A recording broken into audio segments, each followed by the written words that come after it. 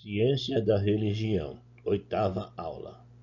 Hoje examinaremos, à luz da Bíblia, tudo sobre essa denominação, a Igreja Adventista do Sétimo Dia.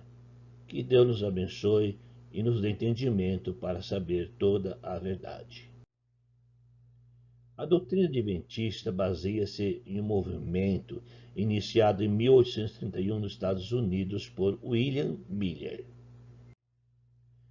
O adventismo significa vinda ou chegada de alguém ou alguma coisa. A Igreja Adventista do Sétimo Dia é bem conhecida no Brasil, sendo ativa neste país há muitos anos. A doutrina adventista baseia-se em um movimento iniciado em 1831 nos Estados Unidos, então por William Miller. O Sr. William Miller era um fazendeiro humilde e sem preparo formal, não tendo qualquer conhecimento de teologia. Ele estava com 50 anos quando começou a pregar, julgando-se guiado para pregar pelo Espírito Santo de Deus. Nas suas palestras na Igreja Batista, onde pregava antes, ele enfatizava, inicialmente, a profecia e seu cumprimento. Os primeiros adventos profetizados pelo Sr. William Miller. A profecia mais importante para o Sr. William era de Daniel 8,14. Ele me disse: até 2.300 tardes e manhãs, e o santuário será purificado. Essa era a base das previsões do Sr. William Miller. Baseado nessa passagem, ele calculou que Cristo ia voltar ao mundo em 1843, para estabelecer seu reino milenar de 1000 anos na Terra. Pregando esse tema, ele converteu cerca de 50.000 pessoas, unindo-as a um movimento chamado Adventista, que quer dizer chegada, vinda de alguém, de alguma coisa, por causa da sua ênfase no advento de Cristo, da vinda de Cristo. Mas quando Jesus não voltou na data esperada, tudo foi calculado de novo. Chegou-se à conclusão de que Jesus Cristo realmente estabeleceria seu reino na Terra em 1844. Porém, Cristo não apareceu. Outras datas foram calculadas, em 1853, 1854, com os mesmos resultados. Por isso, os seguidores desse movimento sofreram as mais profundas decepções por não se cumprir as profecias calculadas previstas pelo Sr. William Miller. Em 1863, a Igreja Adventista do Sétimo Dia foi criada por pessoas que, através de estudos da Bíblia, passaram a compreender a palavra de Deus e seus propósitos, desligando-se das coisas terrenas. Foram liderados por Ellen Gold White, que restaurou a fé de algumas pessoas que se viram frustradas pelos cálculos e previsões do Sr. William Miller. Ellen, por sua vez, restaurou a fé dessas pessoas, continuando a pregar a volta de Jesus Cristo, utilizando a Bíblia para comprovar que não se sabe o dia e a hora de tal fato da sua vinda. Desde então, buscam levar a mensagem da vinda de Jesus para o mundo, atentando as pessoas para que se prontifiquem para esse encontro que pode ocorrer a qualquer momento, não numa data pré-determinada como do Sr. William, mas as profecias descritas da Bíblia que antecederiam a vinda de Cristo já estão se cumprindo. O Adventismo afirma que os testemunhos da Sra. White são inspirados como se fosse a verdadeira palavra de Deus. Sua inspiração vem para nós como mensagem divina, raio de luz do trono, instrução do Espírito Santo. Ellen White foi uma pessoa de notáveis talentos espirituais que viveu a maior parte de sua vida durante o século XIX. Contudo, através de seus escritos, ela continua exercendo um extraordinário impacto sobre milhões de indivíduos ao redor do mundo. Os adventistas do sétimo dia creem que Ellen White foi muito mais que apenas uma escritora talentosa. Eles creem que ela foi apontada por Deus para ser uma mensageira especial, a fim de atrair a atenção de todos para as Sagradas Escrituras e ajudá-los a se prepararem para a segunda vinda de Cristo. Em 1854, Ellen White teve sua primeira visão. Durante seu ministério, Ela escreveu cerca de 100.000 páginas e teve 2.000 sonhos e visões. A senhora White tornou-se famosa através dos testemunhos que ela recebeu durante uma série de transes. A Bíblia ensina que a palavra de Deus em si é suficiente para revelar todas as coisas que pertencem à vida e à santidade. Segundo Pedro 1:3, visto como pelo seu divino poder nos tem sido doado todas as coisas que conduzem à vida e à piedade, pelo conhecimento completo daquele que nos chamou para a sua própria glória e virtude. A palavra de Deus nos dá essa condição de ter um conhecimento completo da vida, da piedade e de todas as coisas. Então não precisamos de profetas modernos. A palavra em si fornece todo o necessário para sermos perfeitos na fé. Segundo Timóteo 3:16 e 17. Toda a escritura é inspirada por Deus e útil para ensinar, para repreender, para corrigir, para educar na justiça, a fim de que o homem de Deus seja perfeito e perfeitamente habilitado para toda boa obra. O que torna o homem perfeito? O que educa o homem, ensina, corrige o homem? A palavra de Deus. Não precisamos de profetas modernos, de forma alguma. A palavra de Deus é suficiente para isto. A palavra de Deus é completa, perfeita. Portanto, não há possibilidade alguma de revelações posteriores. Tiago 1:25, mas aquele que considera atentamente na lei perfeita, não em profetas, na lei da liberdade, e nela persevera na palavra de Deus, não em profetas modernos, não sendo um ouvinte negligente, é uma pessoa que ouve e não põe em prática, mas um operoso praticante, uma pessoa que ouve e põe em prática. Esse será bem-aventurado do que realizar. Então, não precisa de homens religiosos, não precisa de profetas modernos, de maneira alguma. A palavra de Deus é suficiente. A palavra não está sujeita à interpretação humana, como diz a senhora White com toda a sua arrogância. Segundo Pedro 1:20 e 21. Pedro diz assim: sabendo primeiramente isto, que nenhuma profecia da Escritura provém de particular interpretação, porque nunca qualquer profecia foi dada por vontade humana.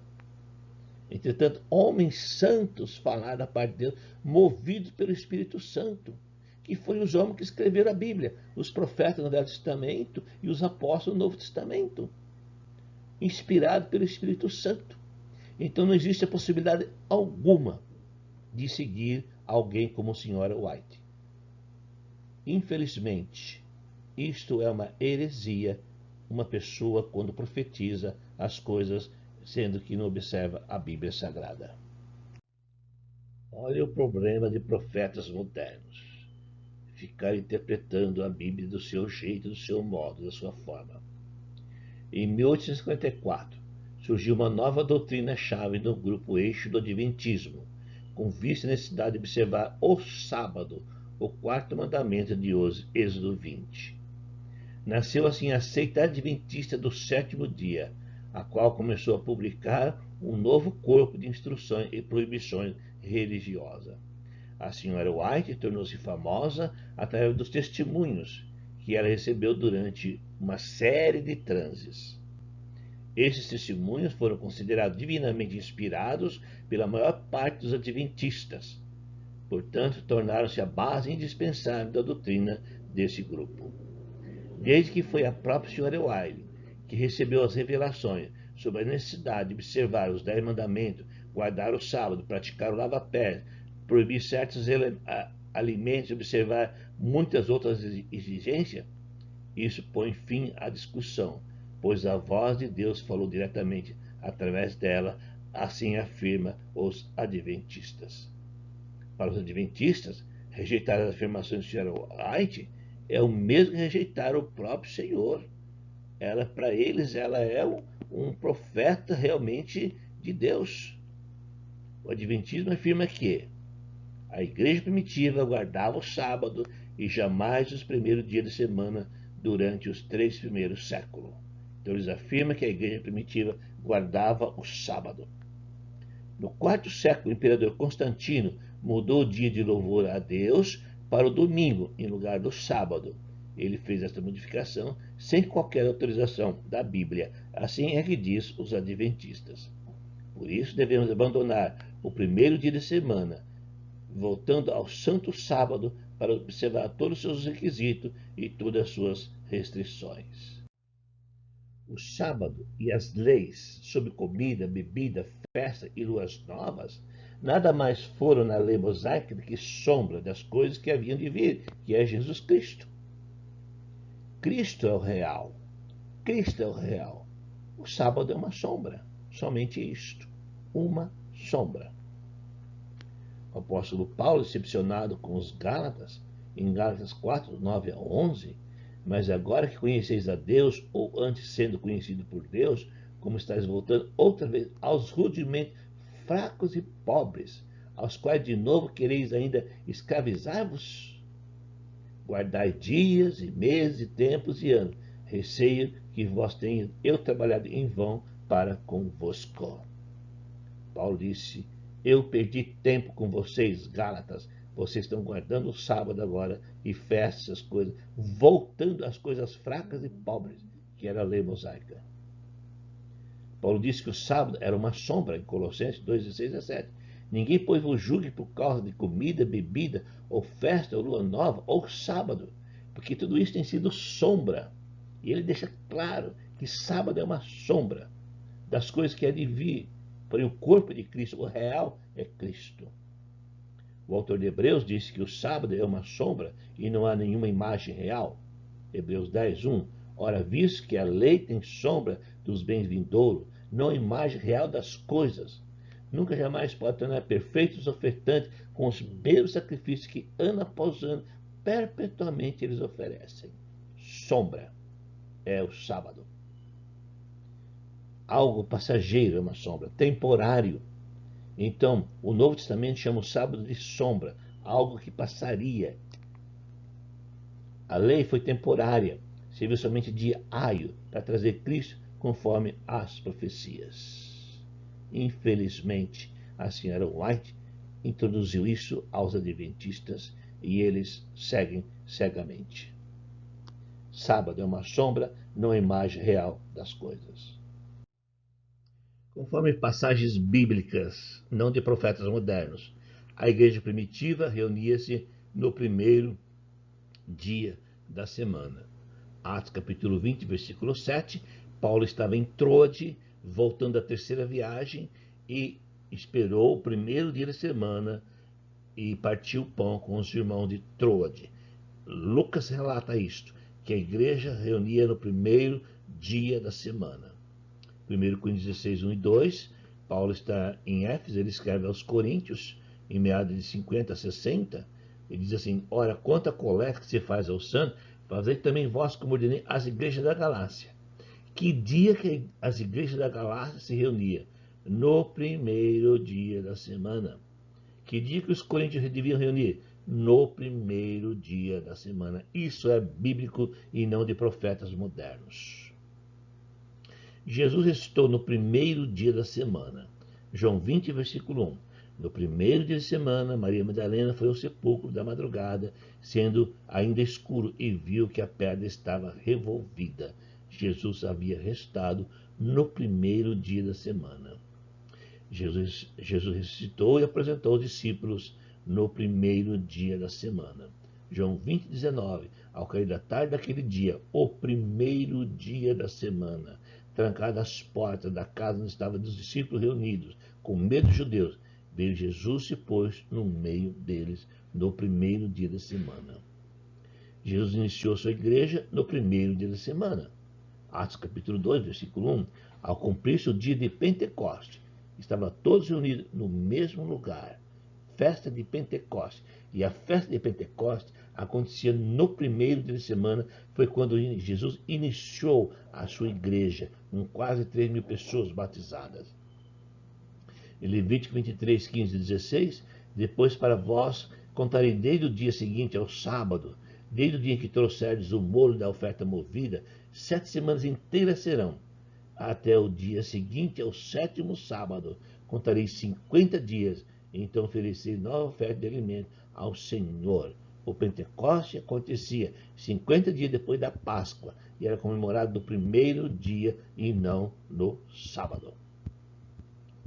A igreja primitiva observava a doutrina dos apóstolos, Atos 2, 41, 42, de sorte que foram batizados os que de bom grado receberam a sua palavra, e naquele dia agregaram-se quase 3.000 almas, e perseveravam na doutrina dos apóstolos, e na comunhão, e no partir do pão, e nas orações. A igreja primitiva observava a doutrina dos apóstolos, e não a lei mosaica. O Adventismo afirma que o que foi abolido na cruz? Há duas leis distintas na aliança mosaica, afirma os adventistas, a lei moral e a lei cerimonial, ou seja, a lei de Deus e a lei de Moisés. A lei moral, inclusive os 10 mandamentos, foi entregue por Deus para jamais ser cancelada. Permanece em vigor até os dias de hoje e até o fim do mundo, assim afirma os adventistas. A lei cerimonial, de sacrifício feito pelos sacerdotes, tabernáculos, festivais, religiosos, etc., foi cancelada na cruz, havendo sido entregue por Moisés. Essa é chamada a lei cerimonial, a qual foi escrita em um livro, em rolo. Por outro lado, a lei de Deus foi escrita por a própria mão nas tábuas de pedra e permanecerá em vigor para todos sempre. Assim é que afirma os adventistas. Duas leis, a cerimonial e a lei moral. A Bíblia, a palavra de Deus, a nossa instrução, ensina que não havia duas leis individuais que os adventistas apregoam. O que existia era o cerimonialismo, onde Deus se relacionava com as pessoas, então as pessoas podiam invocar Deus, adorar somente Deus, e isso podia fazer no sábado. Essa eram as cerimônias. Já a lei das ordenanças era que o relacionamento entre as pessoas, como honrar pai e mãe, não adulterar, não roubar, não matar. Então, essa era as leis morais, as ordenanças morais, que eles chamam de leis, eles criam essa separação. Mas, na verdade, não, é a lei total, a parte da adoração de Deus e a parte do relacionamento entre as pessoas. Jesus cancelou tudo isso, cerimonial e moral, cancelou tudo isso na cruz. Colossenses 2,14, Paulo fala, tendo cancelado o escrito de dívida que era contra nós, que constava de ordenanças, o qual nos era prejudicial, removeu inteiramente. Essa palavra é chave nesse versículo. 100% encravando na cruz. Inteiramente. 100% a lei foi cancelada na cruz. Cerimonial, moral, tudo, civil, militar, tudo foi cancelado na cruz. O apóstolo Paulo diz que estamos mortos para a lei, porque ela caducou, envelheceu, perdeu a validade, não tem mais efeito a lei. Romanos 7,6. Agora, hoje, porém libertados da lei, livres da lei, estamos mortos. A lei não fala mais conosco para aquilo que estávamos sujeitos, de modo que servimos em novidade de espírito, uma lei espiritual, e não na velhice da letra. Então Paulo diz, estamos mortos. Isso morreu, e morto não fala, a lei não fala mais, porque ela foi cancelada 100% na cruz. E o fim da lei, olha só que texto, Romanos 10,4. Para um bom entendido, o fim da lei é Jesus Cristo. The end, terminou ali, cancelou ali, acabou a lei ali. Acabou. O Adventismo afirma que, conforme indica o nome deste grupo, eles acreditam no advento, chegada de Cristo, que acontecerá a qualquer momento. Jesus voltará à Terra, reinará literalmente por 1000 anos, o prazo de tempo do chamado reino milenar. Durante o milênio, os obedientes, aqueles que guardaram fielmente o sábado e as leis morais e cerimoniais do Adventismo, serão restados e irão para os céus para reinarem com Cristo. Os desobedientes dormirão no túmulo até o fim dos 1000 anos. Depois do milênio, os injustos serão ressuscitados para serem aniquilados para sempre no inferno. O milênio do Apocalipse. A figura 1000 anos é apenas uma simbologia de um tempo indeterminado e da sujeição total do diabo a Deus. Por exemplo, não existe uma previsão da volta de Jesus. Quando será? Não temos sinais algum na Bíblia. Apocalipse capítulo 20, versículo 2, e o prendeu por 1000 anos. Satanás foi preso na cruz de Cristo Jesus. Ele foi limitado de seus poderes sobre os fiéis, sobre aqueles que guardam a palavra do Senhor Jesus. A morte de Jesus, então, limitou os poderes de Satanás sobre as pessoas que aceitam Jesus Cristo. O Satanás está limitado, o maligno não lhe toca. Nessa interpretação, descreve a situação atual do diabo, dominado, limitado, incapaz de exercer o poder perseguidor, mas ainda vivo e com algum poder para nos afligir, não para nos matar, não para nos destruir espiritualmente.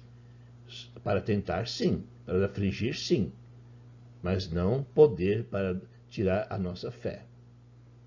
Apocalipse capítulo 20, versículo 7, quando porém se completarem os 1000 anos, Satanás será solto da sua prisão. Então, na volta de Jesus, Satanás será solto para ser condenado eternamente no inferno. Então, na cruz, Satanás foi preso. Ele foi limitado. Ele não tem poder sobre quem é espiritual em Cristo Jesus. Na volta de Jesus, ele será destruído totalmente no inferno. Então, o período de 1000 anos iniciou na cruz de Cristo e termina na volta de Jesus Cristo. Cristo não vai reinar aqui na terra, de maneira alguma. Isso vai ser tudo destruído. Como ele vai reinar aqui? Apocalipse capítulo 20, versículo 7. Quando, porém, se completarem os 1000 anos, Satanás será solto da sua prisão. Então, os 1000 anos, esse período simbólico, um período indeterminado, não se sabe quando vai ser a volta de Jesus. Não tem nenhuma afirmação na Bíblia. Jesus nunca deu nenhum sinal. Então, esse é o período, 1000 anos, iniciou na cruz até a volta de Jesus, um período indeterminado, simbólico. Na volta de Jesus, Cristo é o fim. Satanás será solto para ser julgado e condenado. Satanás estará diante do trono do Cordeiro para ser julgado no inferno. Mas enquanto a história continua na terra, seria errado presumir que o diabo nunca mais tentaria se levantar ou que outros santos ou em outras épocas não poderiam sofrer perseguições brutais dele. A situação geral dele é o poder muito limitado e o santo em qualquer circunstância tem a confiança da vitória pelo sangue do Cordeiro de Jesus Cristo. É isso que nos livra do mal, é isso que aprisiona Satanás, o sangue de Cristo. Se ele surgir aqui ou ali em algum outro momento da história, não deve-se concluir que o Cordeiro ou os santos poderiam perder o seu domínio, de maneira alguma. Ele existe, ele está amarrado, ele tem um limite para tentar, mas não para dominar os santos em Cristo Jesus. É possível para ele atacar novamente, mas nenhum ataque dele contra os fiéis será bem sucedido por causa do sangue do Cordeiro de Jesus Cristo. Jesus nunca deu informação quanto à sua vinda, sem previsão da sua volta. Nunca ele deu posição nenhuma quando seria a volta dele. Mateus 24, 36, ele fala, mas a respeito daquele dia e hora, ninguém sabe, nem os anjos do céu, nem o Filho, senão o Pai. Ninguém sabe, ele disse, só o Pai.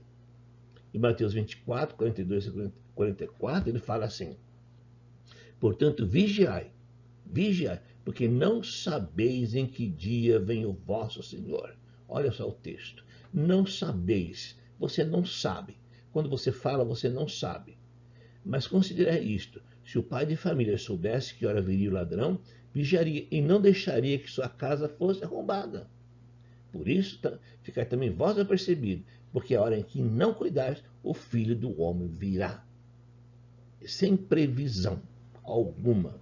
Heresia para quem faz previsão de sinais da volta de Jesus. Jesus nunca deu nada disto.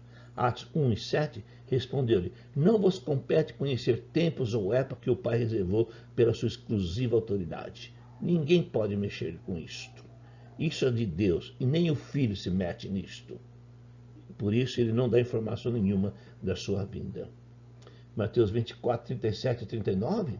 Pois assim como foi nos dias de Noé, também será a vinda do Filho do Homem. Então ele compara a vinda dele com o dilúvio. Porquanto, assim, antes nos dias anteriores do dilúvio, as pessoas comiam, casavam, davam um casamento, até o dia que Noé entrou na arca e não perceberam, senão quando veio o dilúvio e levou a todos. Assim será também a vinda do Filho do Homem. É qualquer momento, em qualquer local, não tem previsão, a vida normal, dia a dia, pode vir hoje, pode vir amanhã, não tem previsão da volta de Jesus Cristo. Veja como será no dia da vinda de Jesus Cristo. Temos exemplo aqui de Lucas 16, 19, 21, do rico e do Lázaro. Ora, havia certo homem rico que se vestia de púrpura, de linho finíssimo, e que todos os dias se regalava esplendidamente. Havia também certo mendigo chamado Lázaro, coberto de chagas, que jazia à porta daquele. Desejava alimentar-se das migalhas que caíam da mesa do rico, e até os cães vinham lamber-lhes as úlceras. Aconteceu morrer o mendigo e ser levado pelos anjos para o seio de Abraão.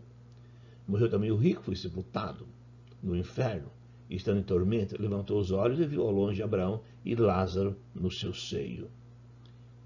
Então Lázaro morreu e foi levado para o seio de Abraão, lugar de consolo.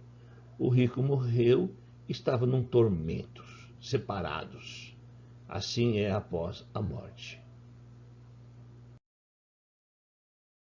Na volta de Jesus, no dia do juízo final, acontecerá a ressurreição de todos os mortos, bons e maus, estarão na presença de Jesus Cristo. 1 Tessalonicenses 4 e 13. Irmãos, não queremos que vocês sejam ignorantes com respeito aos que morreram, para que não se entristeça com os outros que não têm esperança. Se cremos que Jesus morreu e ressurgiu, cremos também que Deus trará, mediante Jesus, juntamente com ele, aqueles que já morreram, que estão com Lázaro, que estão no consolo, vão vir com Jesus, está diante dele. João 5, 28 e 29, não fiquem admirados com isto, pois está chegando a hora em que todos que estiverem nos túmulos, todos que morreram, ouvirão a sua voz e sairão. Os que tiverem feito bem restarão para a vida, e os que tiverem feito mal restarão para serem condenados. Então todos vão estar na presença de Jesus, no dia da sua vinda, tanto bons como maus, vão restar naquele dia. Os vivos serão transformados. Isto afirma, irmãos, que carne e sangue não podem herdar o reino de Deus, nem a corrupção herdar a incorrupção. Eis que vos digo um mistério: nem todos morreremos, mas transformados seremos todos, no momento no abrir e fechar de olhos, ao ressoar da última trombeta. A trombeta soará, os mortos restarão incorruptíveis e nós seremos transformados. Porque é necessário que este corpo corruptível se revista da incorruptibilidade e que o corpo mortal se revista da imortalidade. E quando esse corpo corruptível se revestir da incorruptibilidade e o que é mortal se vestir da imortalidade, então se cumprirá a palavra que está escrita: tragada foi a morte pela vitória. Então os vivos vão morrer naquele dia e já vão ser ressuscitados, transformados e vão estar na presença de Jesus. Então, no dia do juízo final, Lázaro, todos que estiver com Lázaro e todos que estiver com o rico, então vão estar na presença de Jesus. Os vivos vão ser transformados, bons e maus, todo mundo na presença de Jesus Cristo, para o julgamento. Esse é o juízo final. Jesus não vai vir especialmente para algumas pessoas, somente, vai vir para todos. Todos vão estar na sua presença, tanto bons como os maus, os vivos serão transformados, estarão todos na presença de Jesus. E naquele dia leva os bons para o céu e conduz os maus no inferno. Mateus 25, 32. E todas as nações serão reunidas em sua presença. E ele separará um dos outros, como o pastor separa do cabrito das ovelhas. Todas as nações estarão em sua presença. Não tem como fugir. Todos vão estar na sua presença para receber o bem ou o mal que tiver feito através do corpo nesta vida. Então dirá o rei, se estiver à sua direita: vinde bendito meu Pai, entre na posse do reino que você está preparado desde a fundação do mundo. Convite para a eternidade. E a condenação. 25, 41. Então o rei dirá também aos que estiverem à sua esquerda: apartai-vos de mim, malditos, para o fogo eterno, preparado para o diabo e seus anjos. É isso que vai acontecer no juízo final. Ele vai vir um dia que ninguém sabe. Ele vai aparecer nas nuvens. Todo olho verá, todas as nações terão sua presença. E serão julgados um por um, conforme as suas obras.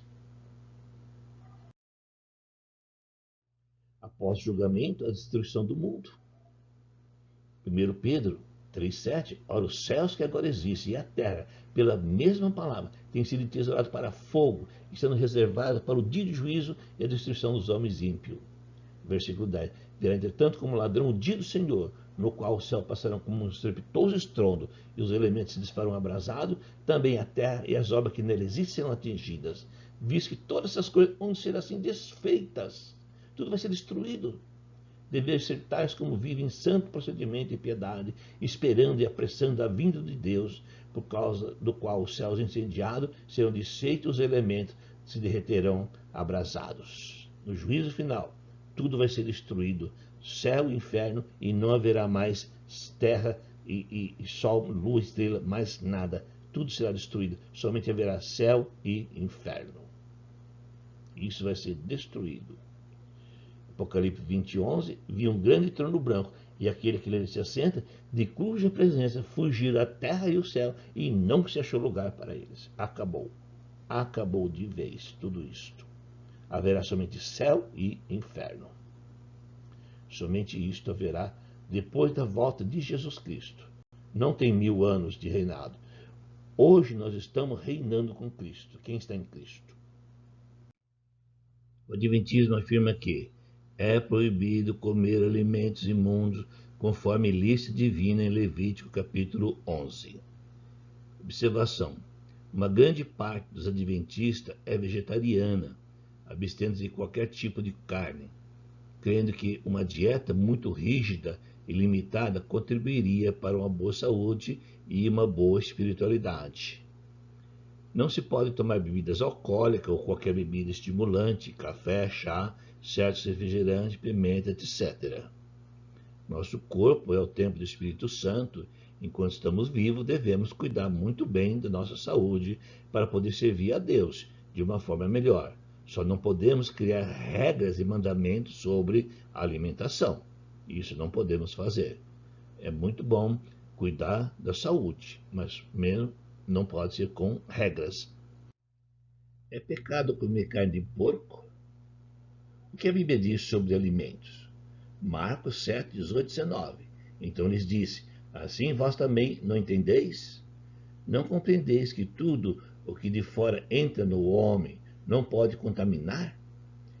Porque não entra no coração, mas no ventre, e sai por lugar escuso? Assim considerou ele puro todos os alimentos. Deus cuidou e abençoou tudo. 1 Coríntios 10, 25. Comei de tudo que se vende no mercado, sem questionamento. Não pergunte por quê. Come à vontade. Não tem regras para alimentos. Nosso gráfico religioso. Ano 33, depois de Cristo, início da igreja. Ano 2022, a igreja permanece única. Terceiro século, houve desvio da Igreja Católica. Depois, 1517, houve a reforma por Martinho Lutero. 1525, os menonitas, com Menos Simões. 1559, a Igreja Presbiteriana, Calvino e John Knox. 1569, a Igreja Batista, John Smith. 1730, Metodista, John Wesley. 1830, os Mormons, Joseph Smith Jr. 1863, então, os adventistas com Ellen White. Infelizmente, ninguém voltou à prática da igreja primitiva. Cada um iniciou a sua própria religião. Que Deus os abençoe e possamos voltar somente para a Bíblia, a palavra de Deus, e não criar religiões.